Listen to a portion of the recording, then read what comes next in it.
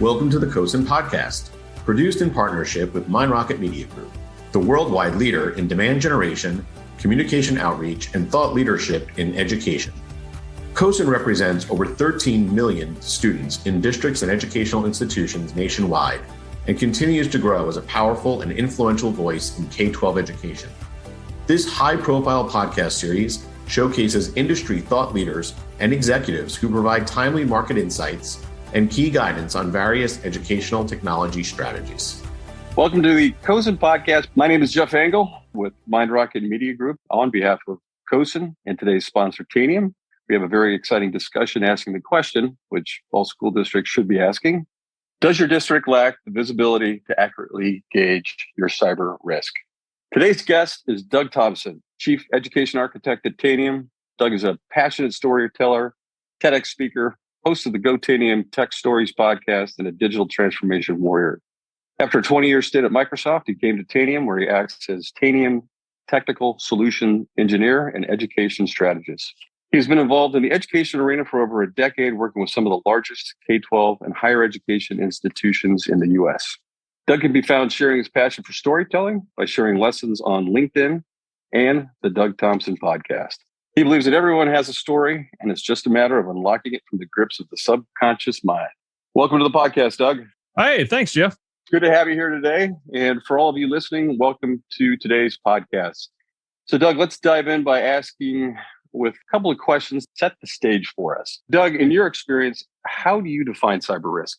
Risk is one of those words, if you look in the dictionary, and it depends on who you ask, who's got like 75 different meaning on it. But from the cyber risk perspective, it is, what is your risk of getting ransomware, getting breached where somebody exfiltrates data and things like that? That's at the high level, that's what I would define cyber risk as. So, yeah, I've been a teacher in the classroom too. I see students bring in their own devices. I've seen students be able to get through the school firewalls and access sites that aren't authorized to be accessed. So, within that framework, how do you show that you've put measures in place to protect your district from cyber risk? Yeah, that's.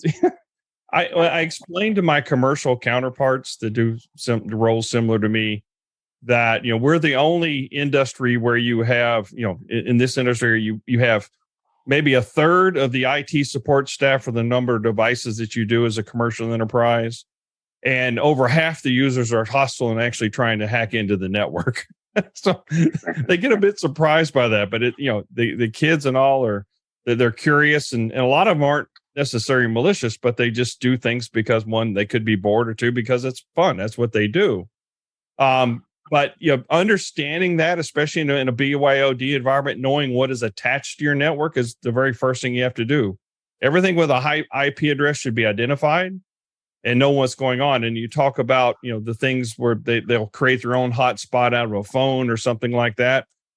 You need to create some type of firewall or break between what they can do with that and then what they can bring into the classroom and into your network. So you've got to sort of keep that perimeter, be aware of where all those doors and windows are. We have a state representative here in Texas did a presentation at an education service center, and he said you have to start with knowing where all your windows and doors are. And unfortunately, I've been in this long enough to know, one, they're constantly introducing new windows and doors, and two, it's really a hard thing to track. Yeah, most definitely. I mean, all those kids with the different devices that they're bringing in makes that within a education space, or probably even within a corporate space, still makes that a difficult task. Within these frameworks related to the cybersecurity area, how do you create those efficiencies to automate your platform to mitigate the risk? There's a couple different ways that you can do that. Automation is a great tool if it's done correctly. It can help you scale, can do this. Otherwise, it can simply help you get to make mistakes faster. So it is a challenge. But starting out as a baseline, again, knowing what every IP address that's attached to your thing, putting a label on it, doing something, even if you can't manage it, knowing what it is number one. I'm old enough to remember a commercial that used to come on TV. It says, it's 10 o'clock. Do you know where your children are? Same thing would be for devices today, especially when COVID hit and, everybody started to have to go out and work from home, go to school from wherever. That introduced a whole new paradigm where, what schools had traditionally designed, and institutions as a whole had designed for a world where everything remained in their four walls, or through at least a gated tollway like a VPN into that. And so this changed to be able to sort of really address that. And the fundamental thing is knowing what those things are, again, and managing what you can, and then making sure that it's healthy. Because most of the vulnerabilities and all that come up that are attacking known vulnerabilities, a lot of them have been out for years or months, at least. And you'll find that they're not patched because we're doing things the way that we've always done it. So getting into sort of changing that mindset, because we've always done it that way is not an acceptable answer. Doing those things which are very manual, that you can automate, that you can repeat, it's very repeatable. And then you can check on the results of that to make sure that it's behaving like it is, are sort of keys to being able to scale in the environment that we face in education today. Yeah, that's interesting. And just a quick follow-up on that one. So I was actually in the classroom for some time when COVID hit, and 150 students all dialing in remotely. And from a risk mitigation standpoint, when you think about kind of the multiple layers of vulnerabilities that you introduce into that environment, so students at home through an unsecured VPN on a device that may be unsecured, accessing a network that, as you just mentioned, that ability to scale and patch those different areas. From your purview, when that happened, what did you see as from the school district standpoint, an increase in vulnerabilities, and how do you address that? Yeah, that's a great question. I mean, I was very much involved in the classroom side of that back in my previous role when that happened. On the one hand, I'd been trying to evangelize and get my customers and all sort of think about, okay, how are you enabling remotely? How are you sort of thinking about ahead of this? If students have to go home, or I live in Texas, a hurricane comes and all of a sudden everybody has to go remote because there's a flood or something like that. It comes up, and it always sort of got put back on the back burner. Oh, that'll never happen. We got more important things to do. And then COVID hit. And to their credit, now this is the great thing about it, to the credit is I saw some awesome work, endless hours by IT enabling that remote learning experience. So, I mean, they did yeoman's work doing it. But on the other side, security and all that other stuff had to sort of be the second question you answered. Just, can we get class time going up was the very first question. Can we get devices in hands? Can we enable to do this? And the second question is, okay, how can we protect it? What's the best thing that we can do to do that? As opposed to, if you'd planned starting with security, here's sort of what we have to think about, and then putting things out there in the wild, which would have made things much better. I think we're there now. They're still trying to remediate all the things that sort of happen when you enable the learning without necessarily all the controls you would have liked to have had in place before you did it. And I think we're still remediating some of that, getting better. And now as the new phases go out, they're thinking about the security thing in mind first. And this goes for vendors as well. I mean, you talk about the Zoom bombing, you talk about all these other things. Scenarios that we had never imagined, these were outlier scenarios, came into full force, and they did it at scale. And so everybody had to play catch up on this as an industry and everything. And that's what the real challenge was. Where does your student and faculty personally identifiable information data reside, and how well is it protected? Are your district's IT assets protected from the latest ransomware vulnerability? Protecting this info and reducing your attack surface starts with knowing what's in your environment. Tanium provides a platform and practical advice on how schools' IT teams can defend against new threats, meet budget pressures, and protect district data through full network visibility. You can't protect what you can't see. Learn more at tanium.com/education. Oftentimes the district, when they look at technology safety as an investment they make post-breach.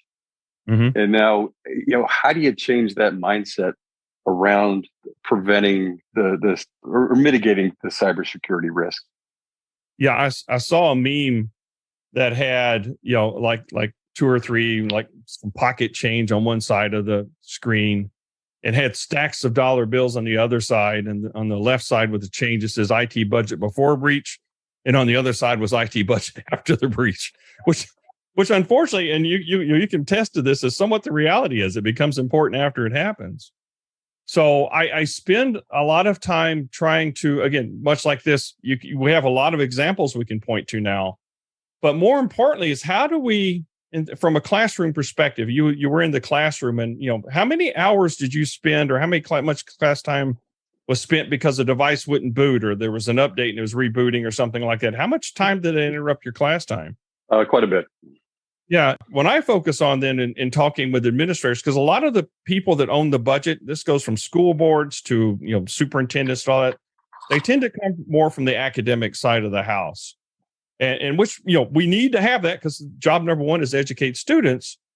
And then this is, they sort of like, okay, technology is a cost center as opposed to an enabler of new things to do, that we're a critical partner in making sure that this stuff works. But then from a budget perspective, it's really tough when you have this your capital budgets to buy technology are fine, but now everything is as a service. And so that eats off so there's a couple of different things I have to talk about to get them to think about that. One is you need this baseline to be secure and reliable. You need this platform to be secure and reliable so that you don't lose class time, so that your student outcomes can meet the goals that you set. And I don't think a lot of them think about that. They, well, it's a device and we'll manage it, we'll work around it, because that's the way it's always been. I try to sort of share this. There's a better way to do it, but you're going to have to change the way the organization thinks about technology and the way that they invest in it. Yeah, that's interesting. I think I read the headline there was, in 2021, there were somewhere around $3 to $6 trillion in loss due to cybersecurity breaches, which kind of gets me to the next point here. It's almost like, districts, can you afford not to do it? And now that network and device management are topics of discussions in districts as they work to increase technology in the classroom, can you tell us some of the pitfalls you are seeing in district IT operations? Sure. Districts have a hard time competing, especially the really smaller ones, and I'll get to that in just a minute. But competing on salary, it's hard for us to hire cybersecurity people, and we pay well. So when you get down to school districts, they're sort of in public sector in general, they're sort of at the lower end of the pay rate. So getting enough talent to fill those roles is a challenge. I don't go to buy a school that doesn't have an open head count for something or other because they moved on to the private sector or something, or a bigger school for more money. Which again, I can't blame them from doing it. That's the way the sort of the free market works. But because of that, they also then rely on what they've always known, because it gets to be like a time frame, a time spent, a time available.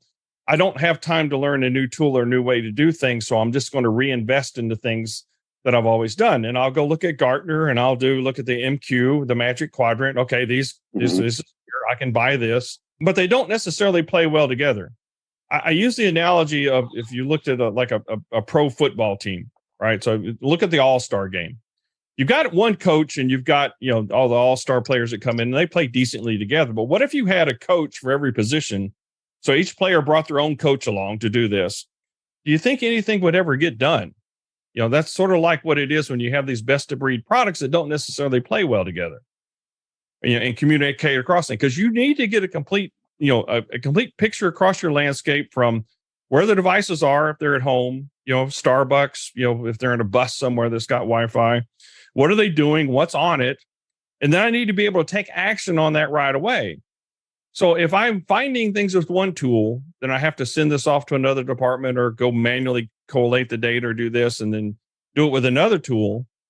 That makes, again, I can't scale. I can't do these things. That gets back to automation, the ability to do these things. So thinking a little bit different, looking at is this served me well in the past? Seth Godin likes to, he has a podcast on sunk cost. And this is not just education. We bought something at the time because it fit our needs at that time. It's now 4 or 5 years in the future. Does that still fit the way we need to do things? The answer is often no. But because we've had this quote investment on this, we keep reinvesting, and it keeps continuing on and building on the same problem. So getting those people to think more broadly, is there a better way to fix this and approach this problem? Yeah, that's interesting. And really a follow-up to that one is technology continues to advance and evolve and make these big leaps forward. Obviously, the threats are moving with that and keeping up with it. And from a district standpoint, what I guess my question is, what mindset should they adopt? What posture should they adopt to be able to keep up with that ever evolving threat environment? The mindset is there, what can I do today that advances, makes me better for tomorrow's problems? Not it's just fix today's problems and yesterday's problems. What can I do today from an investment and organizational standpoint, or simply the way that we do things, that will set me up to protect myself better in the future? And you mentioned that, the technology advances at such a fast pace, which I agree. You can go out and the bad guys have no problem investing in new technology right away. I saw a website when I was doing some research for a talk I was doing, it was malware as a service. And there was a picture, it was a screen capture of a website that, for $12.95 a month, you can go ahead and do this. And by the way, if you buy a year's worth, you get a discount. So they get the as a service model. And but unfortunately, because technology keeps changing, the threats keep changing, your support, the things you're doing for cybersecurity, the things you're doing for management also need to keep up at the same pace. And that means it's no longer a project to buy a new endpoint management or something like this. It is now a process of how are we constantly updating it to take advantage of the new things that are available to it. Interesting. I like the malware as a service. I hadn't heard that one before. The picture of that was just, I couldn't believe it. You get a discount if you sign up for a year. CoSN is the premier membership organization designed to meet the needs of K-12 education technology leaders. Their resources support the entire IT infrastructure of the school system. CoSN offers members access to their thought leaders across the country and the ability to actively participate in local CoSN chapters. Join the network today by visiting CoSN.org and become another influential voice in K-12 education. Now, you've somewhat coined the phrase tech-splaining. Can you tell us a bit about what that means and how it plays into your philosophy of cybersecurity? Yeah, I've been in pre-sales technology for a long time. And, you would talk to the IT department and they would understand. Most of the times they knew more than you did about it when you went in there, and you could get down to the ones and zeros of things that are going on. But over my career, I found that as buying decisions moved outside the IT realm in education, they would move to the academic side of the house or something, and commercial business, it may be marketing or something. If you start talking to those ones and zeros, their eyes just sort of roll over. They just fall asleep. They don't understand it. They have a problem they need to fix. They don't necessarily care about how the technology or what it is that fixes it. So what tech-splaining is a sort of a spin-off mansplaining, which, that's a whole other subject. But get out of telling the things about the ones and zeros and use a story that relates to the problems that you're trying to solve. So it's a communication problem. And too many companies get in there, or even there was a post we had a couple of days ago in our Endpoint magazine from it was a former CISO from Wells Fargo that said 6 things every board should be asking questions. And because school boards, they don't tend to have that technology background, they need to get better versed at what this is, so they understand, at least when I come in there, no tech-splaining, but I understand how this solves a business problem and maybe what SaaS means. Right? It's just simply not talking back to the teacher. And it is interesting, especially with the school board itself, because you get such a collection of people with different backgrounds. Mm-hmm. And, kind of going back to your question around the risk, the question becomes from a tech-splaining standpoint is, can you afford not to do this? Because If you don't do it, here's what it opens up to, and here's what financially what it could cost you as a district. As a follow-up to that, and this is a problem I'm starting to hear a little bit more about. But what do we do now for these? Of all the districts in the school, over half of them have 5,000 students or less, and it's not uncommon to find these really small ones that maybe the bus driver is the IT person. Yet the information that they're protecting, Social Security number of everybody who works there or goes to school there, is just as valuable as somebody at a school district that may be flushed with money, although no school district ever is flushed with money, but has enough money and staff that they can go ahead and take care of these things. How do we protect those in the same way? So I've been talking like legislators and other things. Is there an aggregation point somewhere up the chain? Like in Texas, we have these regional service centers, education service centers. They have, going in different states. Most of them have something like this. Is there something you could put in place there, a technology you put in place there that you could pay the people well enough to attract good cybersecurity talent, yet have the tools and the technology and the organization to manage all these other things for them? So basically now they're doing a security as a service, but it's still kept within education. No tech explaining required because they understand the education verbiage and stuff like that. But now we've scaled the ability to go do that further. I mean, this goes for local government as well. You have the sheriff's department that doesn't have anybody to do IT. So it's a very broad problem, not only education, but education is sort of on the front line. That's a great perspective. Storytelling is an avid interest of yours. And how does your interest in stories make its way into the tech and into education? Well, as the teacher, I know you've used stories a lot in the classroom, and they're usually done as examples, but this sort of ties into the tech explaining piece of that as well. How do we cure tech explaining? I was a mentor out at the University of Texas in their master's program, ITSM and data science and stuff. And I would be talking, and I listened how they sent me the resumes of all the kids I'd be talking to, and I'm looking. I had to look up every third word in the dictionary because these people are way smarter than I am. But when I listened to them talk, or I would go into an interview with them, I'd say, why should I hire you? I could hire anybody here. Why should I hire you? They couldn't tell me. They couldn't tell their own story. And storytelling is such an important way to convey information. My TED talk that I did was on about the most important story we tell ourselves, which is inside. But our brain's wired to learn from stories. It's learned to remember a good story, not necessarily facts and figures. So if I can go to a district and talk to a superintendent and explain to them how this is going to enable them to have their teachers to get more quality class time, I will tell a story and use examples of people, the schools that have done that. But here's what it means to them. But I'll do it in a story which relates to the needs that they have. It's not manipulation. It's conveying information in a very effective way that, again, between two humans like us, we're having a conversation about what's going on, and its ability to carry that on. Hey, Doug, thank you so much for joining the podcast today. And these are big and important topics that all these districts need to be thinking up.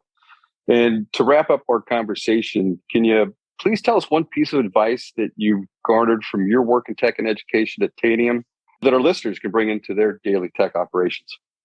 Sure. Thanks. It's been a great, Jeff. Thanks for having me on here. It's been a great conversation. And I would give this to anybody that wants to constantly improve themselves, be it, how do I protect the districts better? How do these other things? Look at what's there today. Look at where you're at today. Look at what your risk is today, what your experience is today. And honestly ask yourself, and then do some research. Is there something better? Right? That's the very fundamental thing. Is there something better that we could be doing? And then once you find that something better, because there's always something we could be doing better, what is one step, even if it's a small step, that is in my control that I can take to sort of go and implement that or take advantage of whatever is new? Be it, hey, we need to rethink how we budget things. Be it, we need to lobby our state legislators to rethink how they allocate funds. Talk to our finance department. Hey, is there a way that we can sort of rework some budget, some accounting rules, or not rework them, but is there different ways that we can sort of account for some things to allow a little bit more flexibility in what we're buying? So that's it. It's, if you see something in the MQ, that's great. That's fine. But does it help you get to where you're going, or does it sort of keep facilitating the way that it's always been? That's great advice. So I know we'll have a number of listeners with this because it's such an important topic. And, it's something that, legislators, school boards, superintendents, assistant superintendents should all be thinking about. And if our listeners would like to connect with you, how would they go about doing that? Sure. You can read on LinkedIn is where I'm most active. I'm the Doug Thompson is the link to that, but just, Doug Thompson, or you can send emails. We'll put some stuff in the show note on how you can email me, or you can email education@tanium.com. That'll get to sort of a group mailbox where the VP and I sort of monitor that and go on. But that's the best way to do it. Well, Doug, thank you for your time today. It's been a great conversation. I know one that I've enjoyed, and I know one that our listeners, especially in the education space, will enjoy, and then hopefully reach out to you, because it's like we said, it's a continually evolving landscape around mitigating cyber risk, and an important one as well. It's constantly moving. And if I can help one person today, then I've made the world a little bit better place. And that's really my goal in life. That's a great goal. And we look forward to having you on the second podcast. On behalf of the leadership team at CoSN, thank you for listening to this episode of the CoSN podcast. To access other podcasts in this series, visit CoSN.org or edcircuit.com for a complete lineup of engaging technology topics. EdCircuit empowers the voices of education with hundreds of trusted contributors, changemakers, and industry-leading education innovators. For more information on MindRocket Media Group, please visit mindrocketmediagroup.com to discover how you can be our next satisfied client.